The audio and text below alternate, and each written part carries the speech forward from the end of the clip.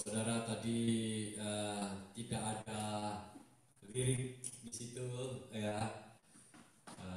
Di media itu mungkin belum, mungkin karena sudah terbiasa semua multimedia. Kalau kita zaman dulu nyanyi itu nggak pakai apa-apa, ingat aja, ingat bisa. Jadi meskipun sudah lama kita masih ingat karena itu terekam. Saya sama Ibu Ruth beberapa hari yang lalu dengar di tape kita ada lagu kuno-kuno yang kira-kira 40-an tahun yang lalu waktu ini. Tapi kita sudah jarang ini, tapi kita masih ingat semua kata-kata. Kalau lagu dunia udah lupa semua, tapi itu aku masih ingat. Saya hanya ingin kasih tahu, kita manusia ini punya yang namanya otak, memori. Itu untuk mengingat hal-hal yang kita butuhkan setiap hari, seperti nama saudara, apa tempat, itu kita mengingat, ya. Tapi ada satu bagian dalam tubuh kita, dalam keberadaan kita yang disebut spirit, mind of the spirit. Jadi roh kita itu punya pikiran. Roh itu sendiri punya pikiran, bukan jasmani ini yang punya pikiran. Roh kita itu punya pikiran, dan roh itu yang meskipun sudah lama kita masih ingat ayat-ayat itu, saudara, lagu-lagu kata-kata itu, ini terbukti seperti Pak Hartoko, ya. Kadang-kadang dia nggak ingat sama saya, tapi kalau dia berdoa apa aja dia masih ingat itu kata-kata. Ini kedua kali saya ingat. Ini namanya dulu Om John Pau, itu guru kita, suami dari Tante Helen. Dia hanya ingat nama Ibu Ruth aja, nama saya juga dia nggak ingat. Kalau kita datang kunjung, ditanya ini siapa gitu, ya. Kita bisa mengerti karena dia punya memori rekaman itu sudah makin hilang. Tapi dia bisa ingat itu ayat-ayat semua. Bayangkan. Kenapa? Karena ayat-ayat itu bukan disimpan di memori otak yang kita jasmania ini, tapi disimpan di dalam roh. Oleh karena itu kita mulai belajar untuk menyembah Tuhan itu tidak tergantung dari apapun, tapi roh kita yang connect dengan Tuhan. Oke? Connect kita. Jadi dalam keadaan apa kita punya connect gitu. Ya, bisa kan satu waktu katakanlah kita punya memori kurang, tapi ini masih connect. Itu yang penting, ya. Saudara-saudara, hari ini saya rindu membagikan firman Tuhan. Saya ini tahun akan, kecuali ada tamu, kita akan terus ini belajarin tentang Injil Yohanes. Ya, minggu lalu ada belajar, meskipun agak lompat dikit karena beberapa kali juga dulu sudah saya bagikan tentang Injil Yohanes. Jadi kalau saya mau bagi berarti hal-hal yang dibutuhkan saat ini. Saudara-saudara, mari kita baca di Yohanes 7, ya. Yohanes 7 ayat 1 sampai ayat yang ke-5.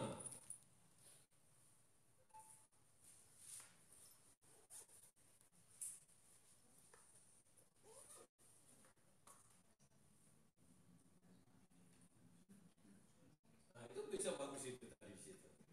Tadi kenapa apa yang nggak bisa? Oh, sorry. Ya. Oke, saya baca ayat yang ke pertama, saudara baca ayat yang kedua, kita bergantian supaya kita terbiasa membaca Alkitab. Yesus pergi ke Yerusalem untuk hari raya Pondok Daun.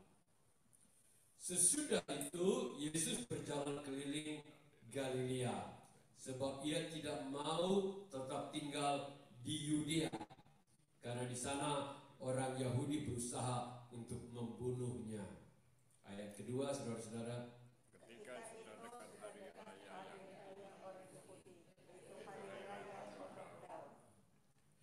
Maka kata saudara-saudara Yesus kepadanya, berangkatlah dari sini dan pergi ke Yudea, supaya murid-muridmu juga melihat perbuatan yang engkau lakukan. Sebab tidak seorang pun berbuat sesuatu di tempat tersembunyi jika ia mau diakui murid.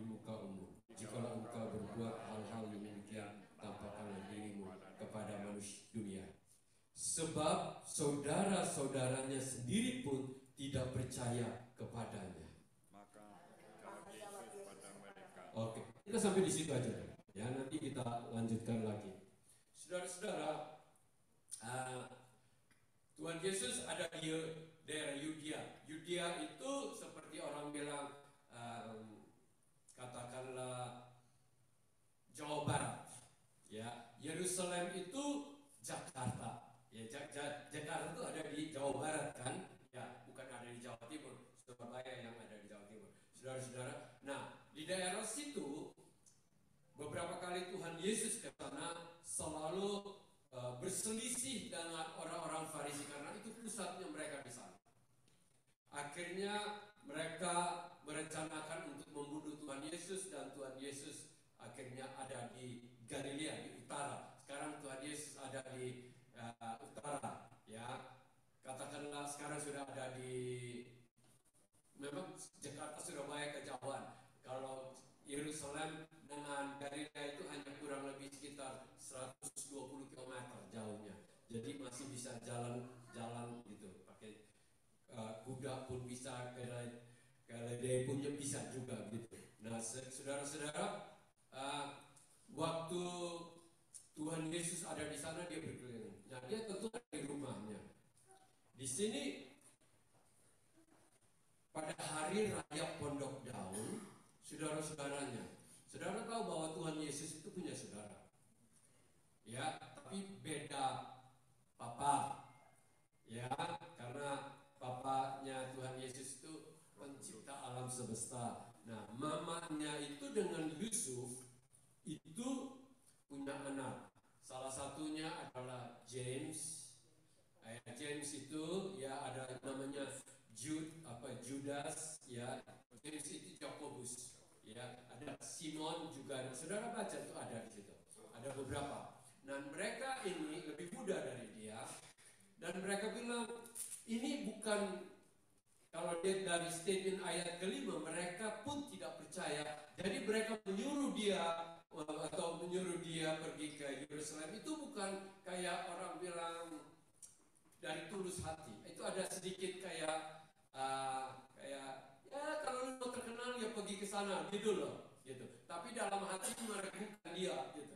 Nah, ini seperti itu.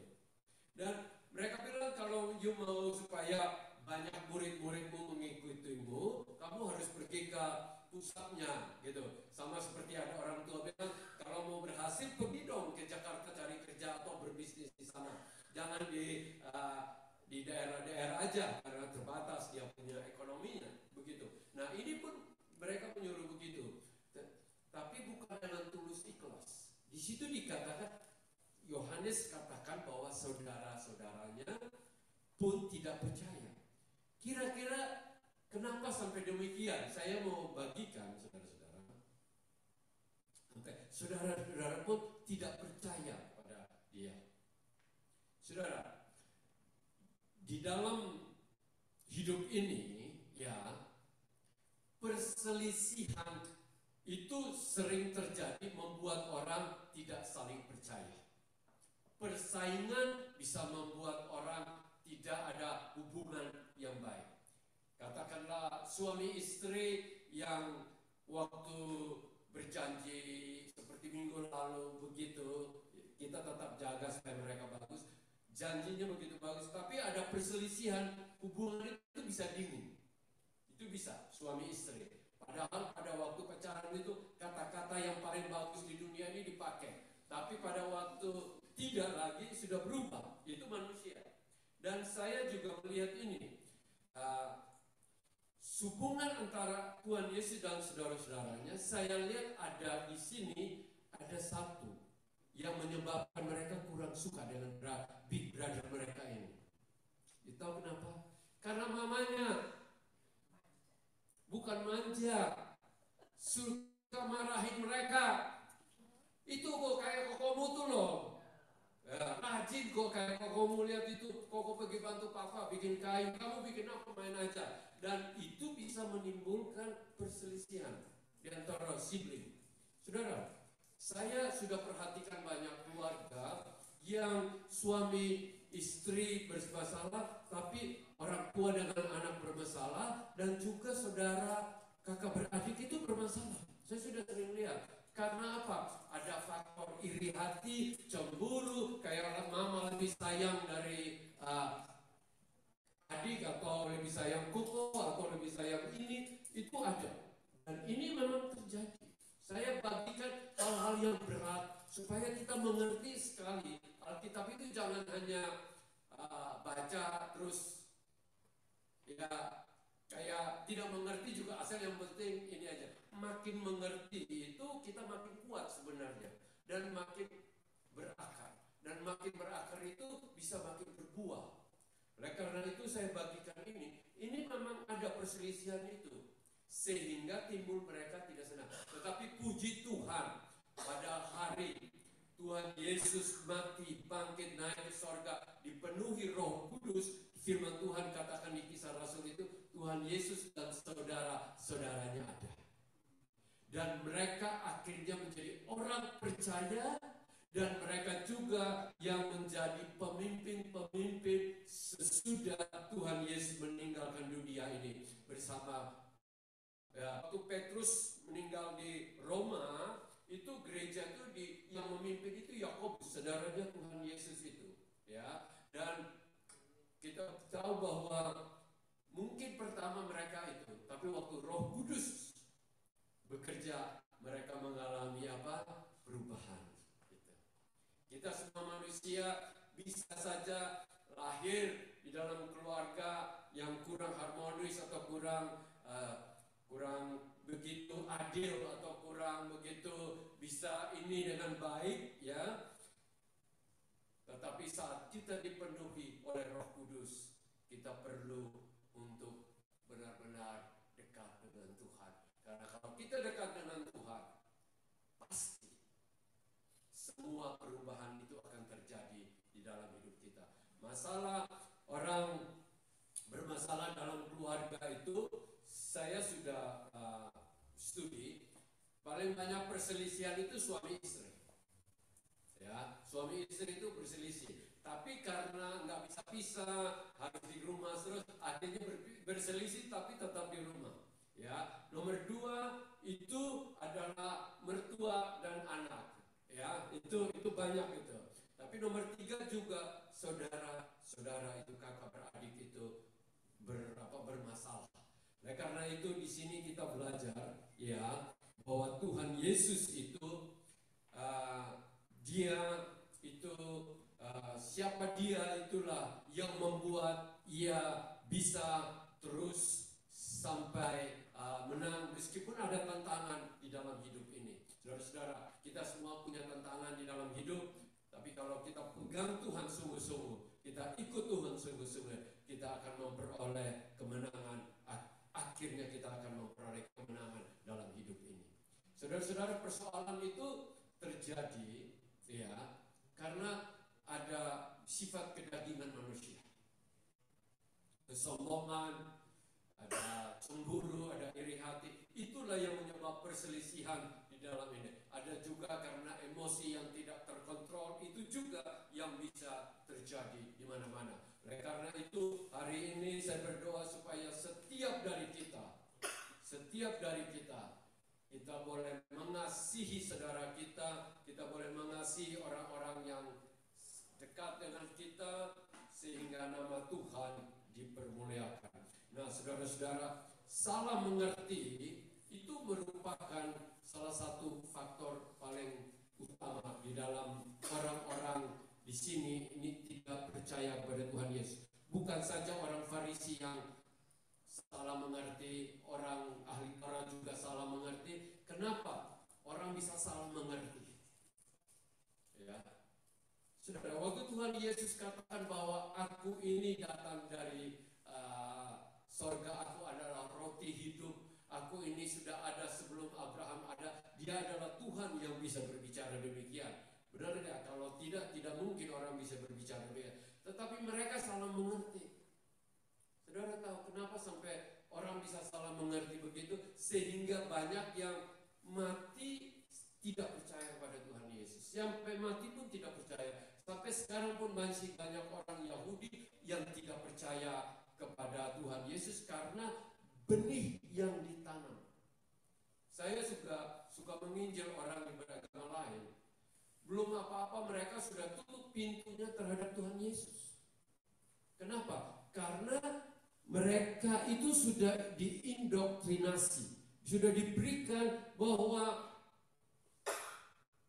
jangan pindah agama, seumpama itu salah satu. Kalau pindah agama terkutuk. Jadi mereka takut itu, benar nggak? Terus ada juga yang sudah dibisikin dari dulu bahwa Yesus itu bukan Tuhan, sehingga membuat mereka itu waktu mau percaya kepada Tuhan itu sulit banget, karena itu sudah terekam di dalam mereka punya alam sadar bahwa Yesus itu bukan Tuhan. Ya, jadi membuat mereka itu sulit sekali. Dan saya menemukan banyak orang sudah duduk di gereja pun masih banyak yang meragukan siapakah Yesus itu. Ya, masih banyak. Jangan pikir bahwa semua sudah ini, karena kalau semua sudah ini tidak ada masalah di gereja. Kalau semua sudah Tuhan Yesus benar-benar dalam hidup kita, masih banyak itu yang ada meragukan. Bahkan saudara-saudara yang ahli teologi itu banyak sekali yang menyangkal siapa Tuhan, karena mereka itu lihat Yesus itu dari segi yang tidak benar gitu. Saya berikan satu contoh. Ada satu anak, ya, mungkin ini juga sudah ada di YouTube. Waktu mamanya minta dia, nah bagi dong ini cherry sama saya, bagi cherry, ya. Anak ini, iya nanti dia bilang ya, terus dia ambil satu-satu, dia gigit gitu, dia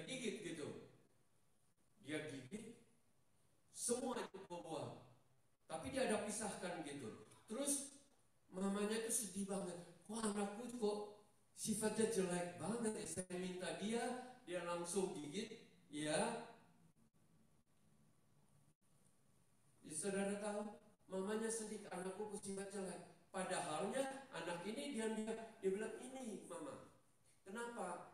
Yang manis untuk mama, yang manis saya berikan mama, ini biar saya. Coba bayangkan, mama sendiri dan anak bisa salah mengerti.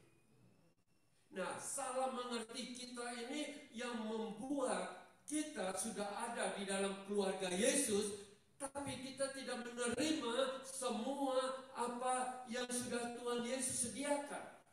Saudara bisa mengerti kenapa kita mudah mundur, mudah kecewa, mudah takut, mudah sekali lemah ikut Tuhan, baru panas sedikit sudah, aduh kalau bisa nggak usah datang, nggak takut panas di jalan. Tapi kalau orang benar-benar dalam Tuhan, itu tidak ada takut, tidak ada ini semua, saudara-saudara. Ini yang menyebabkan banyak orang itu seperti buah itu yang manis itu sudah siap memetik, tapi dia ragu apakah ini buah ataukah ini mungkin sarangnya tawon, akhirnya dia nggak berani petik, akhirnya buahnya jadi matang dan jatuh rusak. Dia tidak dapat dalam hidup ini. Saudara-saudara, penting sekali. Berapa banyak orang yang sampai saat ini kalau dia berdoa dia nggak berani pakai nama Yesus Kristus, dalam nama Tuhan Yesus saya berdoa, dia nggak berani bilang Tuhan tolong, paling gitu. Padahal otoritas Tuhan sudah berikan bahwa dalam nama Tuhan Yesus itu ada kuasa. Saudara percaya itu? Ada kuasa. Kalau enggak Tuhan Yesus tidak katakan demikian. Ia katakan bukan saja kuasa untuk mengusir setan, kuasa untuk datang kepada Bapa untuk memohon sesuatu dalam namanya, dan di dalam namanya itu punya kuasa. Tapi banyak orang itu masih meragukan pakai kata itu. Meskipun ada orang yang pakainya berlebihan menurut saya, ya jalan ke senggol sedikit, oh dalam nama Tuhan Yesus, padahal sebenarnya jalan lurus sudah beres. Begitulah, itu memang semuanya ada latahnya. Tapi kalau kita sebagai orang-orang yang benar, kita pada waktu kita pakai nama Yesus, kita pakai nama Yesus itu. Amin.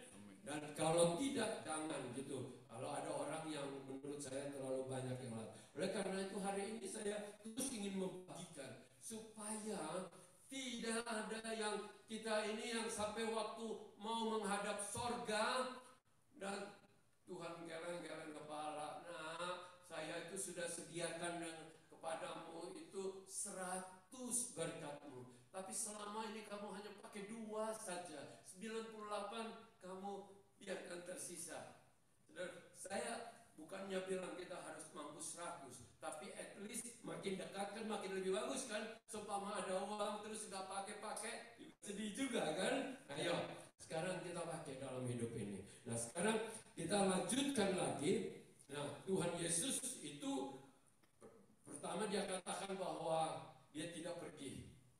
Ya, tapi waktu hari raya, ingat hari raya Pondok Daun itu adalah salah satu hari raya penting di dalam orang. Ada 3 yang penting, yaitu hari Sabtu yang Paskah, roti tak beragi, dan Pondok Daun ini. Saudara tahu hari raya Pondok Daun itu apa supaya saudara tahu? Nah, pada waktu orang Israel keluar dari Mesir, mereka tuh tinggalnya tuh di tenda-tenda. Tenda itu tidak semuanya dibikin dari terpal atau kulit atau cotton, tapi juga sering itu dipakai oleh daun-daun itu palm itu loh, itu korma punya, itu bikin rumah supaya mereka bisa berteduh. Nah, itu Tuhan itu di Imamat 23 ayat 34 itu berkata, ingat, supaya ingat pada waktu nenek moyangmu itu keluar dari Mesir, mereka tinggal di padang, mereka itu merantau, mereka itu selalu, Tuhan Yesus itu mengajarkan mereka untuk mengingat supaya apa? Mereka mengingat akan kebaikan Tuhan, mereka mengingat akan pemeliharaan Tuhan, mereka mengingat akan kuasa Tuhan, mereka mengingat sehingga Tuhan menyuruh mereka untuk melakukan yang namanya setiap tahun sekitar bulan Oktober, ya. 7 bulan sesudah Paskah dan roti tak beragi itu mereka rayakan Pondok Daun itu. Nah, saudara-saudara, di Pondok Daun itu Tuhan Yesus melihat mereka rayakan, ya. Pada waktu itu juga banyak orang yang tanya, di mana Yesus, kok nggak datang ini kali?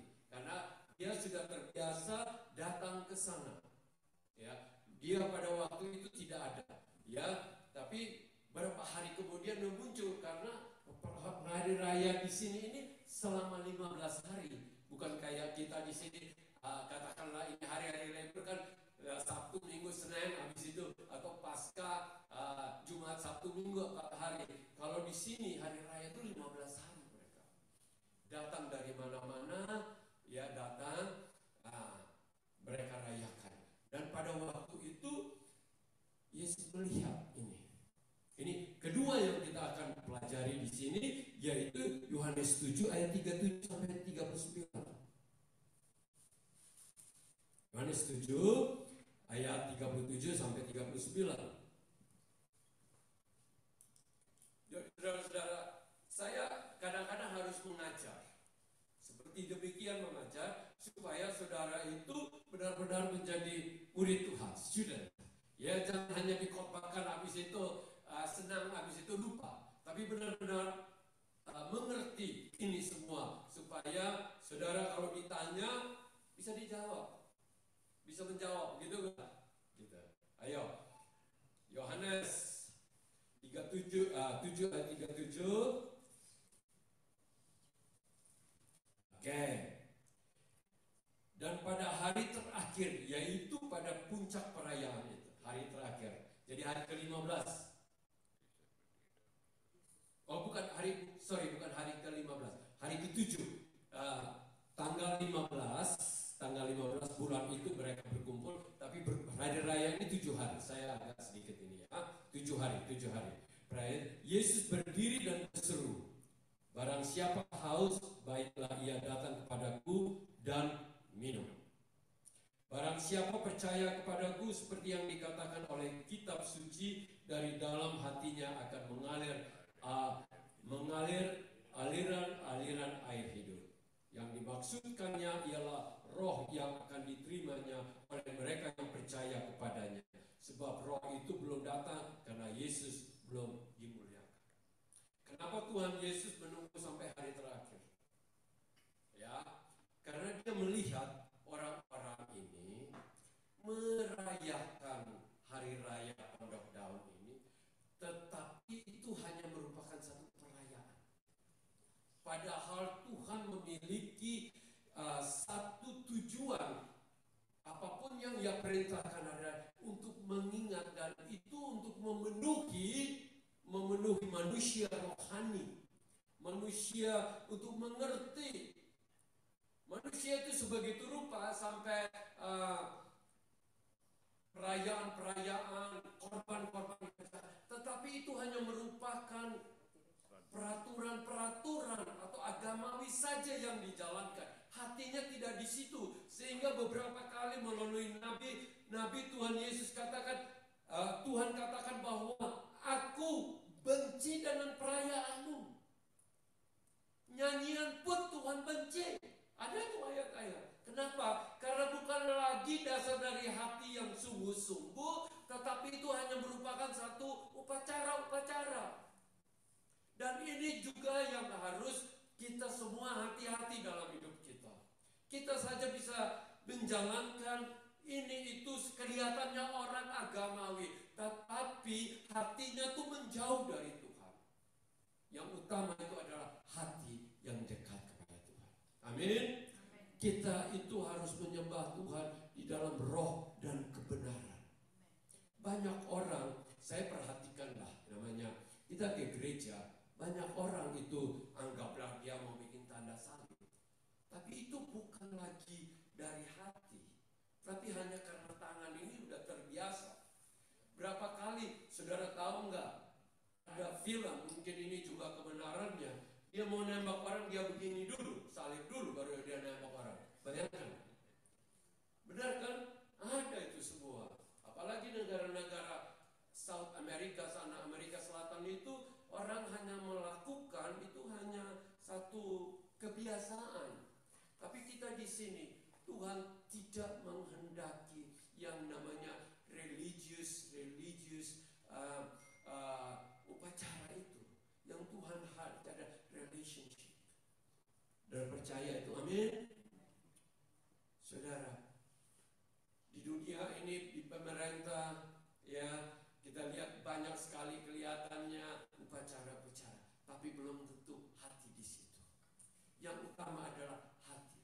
Pagi ini Tuhan itu begitu jelas sekali kasih tahu ke saya, ya, bahwa Tuhan itu menghendaki hubungan yang indah seperti waktu Adam bersama Bapa di Tuhan Allah bercakap-cakap di taman itu. Benar nggak? Kan ada katakan setiap hari udara sejuk sudah bercakap-cakap. Bapak datang dan satu waktu sudah bersembunyi karena apa? Sudah berbuat dosa. Dosa inilah yang membuat manusia menciptakan agama-agama supaya bisa datang atau menyenangkan Tuhan. Padahal Tuhan yang butuh adalah pertobatan dan hati yang membuka diri untuk Dia. Oleh karena itu, setiap hari dalam hidup kita itu kita terus selalu bercakap-cakap dengan Tuhan. Amin. Kita bercakap-cakap dengan Tuhan. Oke, amin. Selalu katakan bahwa Bapa, ya, seperti Tuhan Yesus. Tuhan Yesus menjadi contoh kita dalam hal Ia berdoa. Dia ada keramaian di mana-mana orang ada berkumpul cari Dia, minta didoakan. Ada yang mau macam-macam, minta roti segala macam. Tapi pada waktu itu firman Tuhan katakan Ia menyingkir. Pagi-pagi sekali Dia sudah berdoa. Dan sudah pelayanan sampai malam, Ron. Sampai malam. Dia bilang, murid-murid kamu pergi. Dia pergi sendiri ke gunung. Dia bercakap-cakap dengan Tuhan. Apakah kita memiliki hati yang demikian? Bahwa bukan lagi yang dicari itu upacara. Bukan lagi dari ini semua. Karena apa sampai Tuhan ingin begitu? Karena hasil akan muncul semua yang baik dalam hidup kita. Saudara tahu nggak? Kalau saudara tidak punya relationship dengan saya, katakanlah, saya minta tolong saudara. Orang lain, stranger, minta tolong kepada mau bantu, belum tentu bukan. Tapi kalau saya baru ngomong, aduh, saya kepingin kue ini, langsung sudah ada yang terpikir, oh iya, saya bisa bikin kue ini untuk pasar. Kenapa? Karena relationship. Benar nggak? Karena kita punya memiliki relation, masa mau di depan saya terus mau berkata-kata yang nggak bagus, benar kan? Enggak. Pasti kita belajar untuk kontrol diri. Kenapa? Karena saya menghargai Pak Sam, jadi saya tidak mau berbuat hal apalagi dengan Tuhan, bukan? Kalau kita punya hubungan yang indah dengan sendirinya, hati yang baik, karakter yang baik, perbuatan yang baik, sikap yang baik, semua itu akan muncul karena relationship itu dengan Tuhan. Saudara-saudara, yang Tuhan Yesus maksudkan itu, ya kenapa ya orang-orang ini ya merasa kosong sehingga dia berkata, barang siapa yang datang kepadaku, barang siapa yang percaya kepadaku, barang siapa yang mengalami kepenuhan Roh Kudus itu, dia akan memiliki air yang hidup di dalam hidup ini. Saudara-saudara, tidak ada yang lebih mulia selain kita itu connect dengan dia. Saudara, tadi lihat itu komputer karena kurang connect sendiri jadi kacau, bener gak? Bener gak? Itu kurang sedikit aja sudah bikin kita ini semua. Tapi kalau kita dengan Tuhan, anytime, dimanapun, keadaan apapun, kita kuat. Ya, dalam keadaan apapun kita perlu ucapan syukur. Dalam keadaan apapun yang keluar dari kata-kata kita adalah kata-kata kebaikan itu dalam hidup kita. Amin. Oleh karena itu, setiap hari sang bapak di sini mau pergi gereja bukan karena istri yang bilang, ayo Pak kita ke gereja, nanti kalau nggak gereja nanti dibilang orang kafir itu. Jangan. Kita karena saya mau ke gereja, karena saya mau melayani Tuhan, saya mau bersama-sama saudara saya ini memuliakan nama Tuhan. Amin. Waktu berdoa juga begitu, nggak usah bilang, Pak mesti berdoa dulu. Kalau nggak nanti Pak Sep nanya kita nggak tahu itu ayatnya gini. Jangan untuk menyenangkan siapapun, tapi karena hubungan kita dengan Tuhan. Ini kenapa? Kalau kita pegang ini dalam hidup kita akan kuat menghadapi. Tuhan Yesus berkata, ini saya ulangi lagi 7 ini ya. Ya. Barang siapa percaya kepadaku seperti yang dikatakan oleh kitab suci itu tercatat di Yeskiel 47 ya, dari dalam hatinya akan mengalir aliran air hidup. Kenapa manusia kekeringan? Ya, karena mereka tidak connect. Ya, di Timor itu sebenarnya curahan hujan itu banyak. Ya, tapi kenapa orang sering mengalami kekeringan? Karena mereka tidak punya tempat untuk menyimpan air itu. Habis hujan langsung masuk sungai, sungai langsung ke laut, habis. Jadi kering lagi. Tapi kalau di Australia, saudara, kenapa kita boleh dibilang meskipun kita tidak sebanyak hujan dengan di Timor, tapi kita tidak pernah kekurangan air. Kenapa? Disimpan di bendungan, nanti buka, mengalir terus kan air di sini. Pernah satu kali air hilang gitu, nggak ada kan, boleh dibilang paling mungkin ada rusak baru diperbaiki, dikasih tahu stop, ini ada berapa jam rusak, itu aja. Tapi tidak pernah, kenapa? Karena sumbernya itu tidak pernah berhenti, saudara-saudara. Itulah kalau kita hidup ini benar-benar connect dengan Tuhan. Ya, anytime kita bisa mengalir itu air hidup itu dari hidup kita.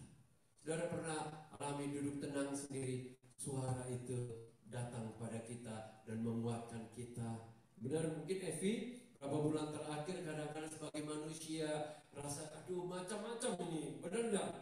Tapi pada waktu macam-macam itu ada suara yang mengalir bahwa engkau tidak perlu takut, engkau tidak perlu bimbang, engkau perlu kuat. Kenapa? Karena aku ada di dalam engkau dan aku pernah ada juga di dalam hidup papamu. Itu Itu semua menguatkan kita semua. Saudara-saudara yang dikasih, mulai belajar sekarang, bukan lagi upacara gitu. Tapi yang penting adalah hubungan. Nah, hari ini terakhir yang ketiga, saya ada 10 menit, habis itu kita berjumpa kudus, ya. Saudara-saudara, ada 7 kali perkataan yang Tuhan Yesus sampaikan. Ingat, ini hanya satu pribadi yang menyatakan demikian di alam semesta ini. Ya, hanya satu kali. Ada 7 itu tercatat semua di dalam Yohanes, Injil Yohanes. Yang pertama, Yohanes 8 ayat 12, akulah terang dunia. Sudah ada di situ? Nah, saudara-saudara, Yesus berkata pula kepada orang banyak, katanya, akulah terang dunia. Barang siapa mengikuti, ia tidak akan berjalan dalam kegelapan, melainkan ia akan mempunyai terang hidup. Saudara-saudara, saudara pernah alami kegelapan bukan? Kalau gelap itu kita nabrak kiri kanan. Salah. Benar kan? Oleh karena itu kita butuh terang. Di dunia ini hidup kita itu butuh terang. Dan terang itu hanya Yesus Kristus. Jadi saudara di sini yang masih memiliki punya kepercayaan yang lain, ya, saya hanya katakan bahwa itu semua adalah kegelapan. Yang terang satu-satunya hanya itu Yesus Kristus. Jadi ada apa-apa, datang kepada terang itu. Dialah sumber semua yang menuntun.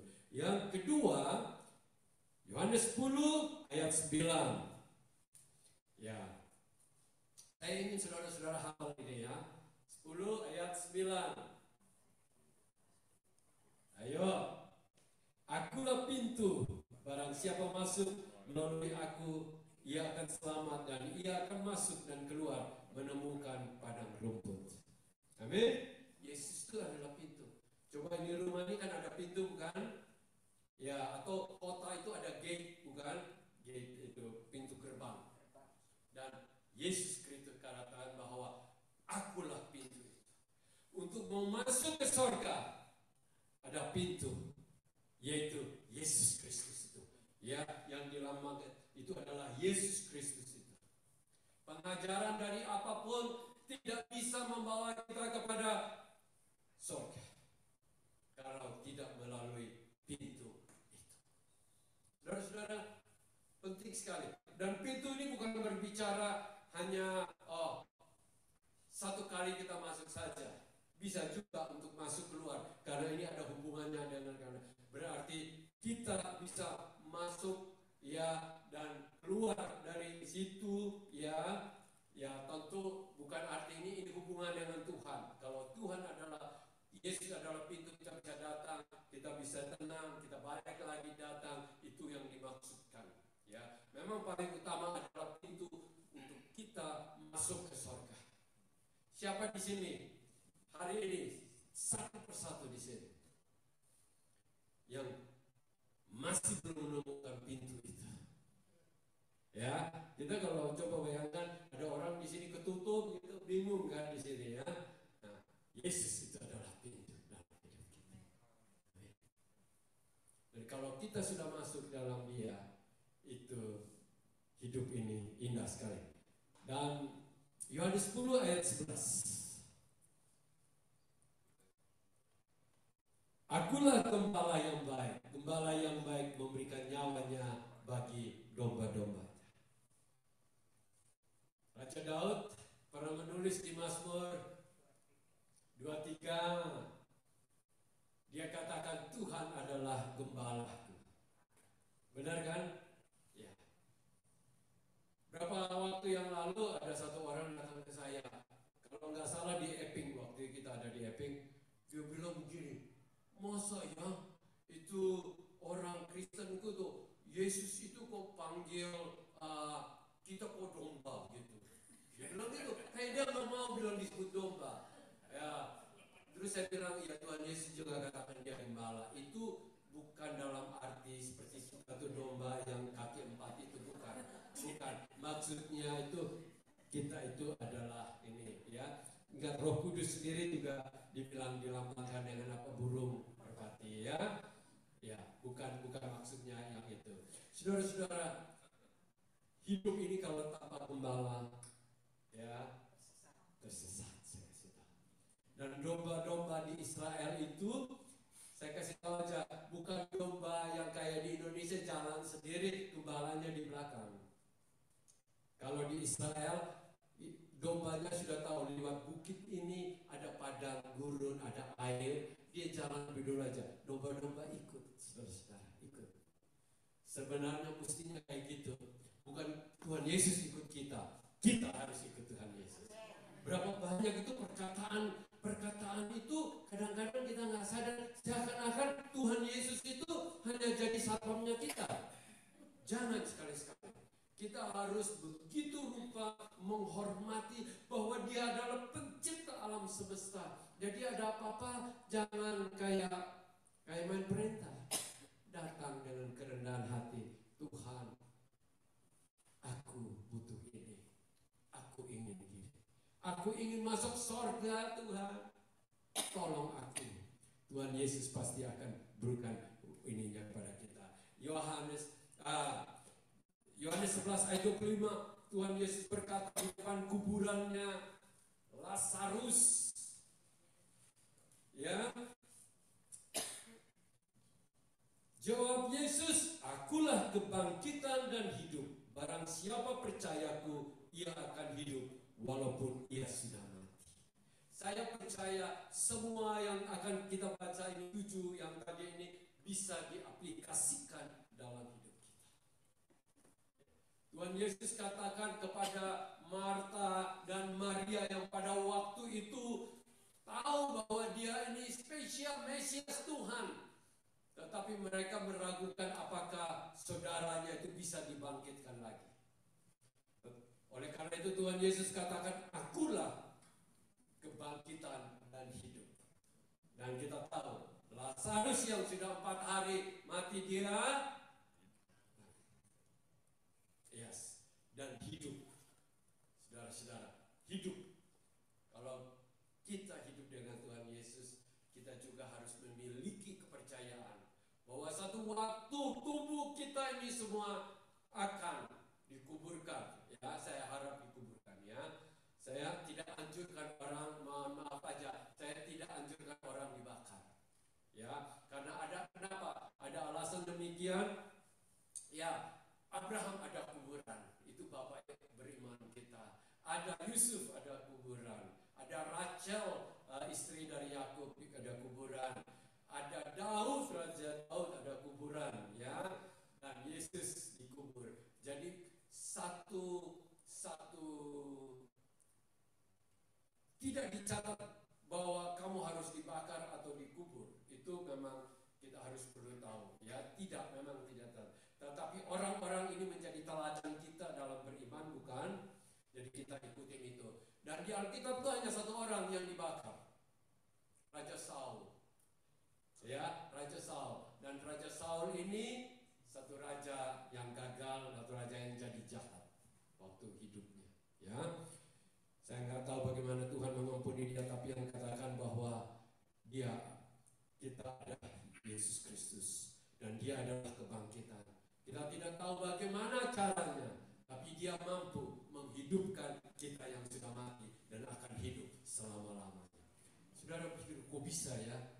Saudara tahu bahwa apa yang ada di alam semesta ini, yang kita lihat aja di bumi aja, nggak usah bicara yang terlalu besar di sana, di bumi aja, segala sesuatu itu dulunya tidak ada. Yang ada hanya Tuhan, dan Tuhan yang menciptakan itu semua. Dari yang tidak ada menjadi ada. Oleh karena itu kalau Tuhan akan membuat kita bagaimana, itu satu kepercayaan, meskipun belum kita melihat, tapi kita percaya bahwa akan ada hidup kekal selama-lamanya. Ada satu ibu, nanti sebentar kita berdoa dulu, Ibu Elia, papanya, mertuanya Pak Paul yang rumah di Sylvania Water yang saya sering tinggal di sana, ya. Dia tadi pagi tahu-tahu aja lemas, tidur, bawa ke dokter bahwa otaknya kena stroke. Ya.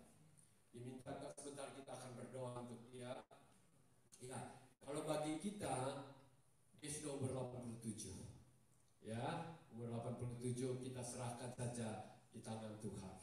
Ya, kalau ini ya. Nah, satu waktu kita semua akan bertambah umur, bukan? Atau ada yang mundur umurnya? Tapi nggak apa-apa. Kenapa? Karena yang di dunia ini kecil dibandingkan dengan apa yang akan tersedia bagi kita. Amin. Oleh karena itu kita akan terus ini. Nah sekarang Yohanes 14 ayat 6. Ini sudah ada yang hafal belum? Ya, seperti ini. Yohanes 14 ayat 6. Akulah jalan kebenaran dan hidup. Ini yang banyak orang nggak mau ini.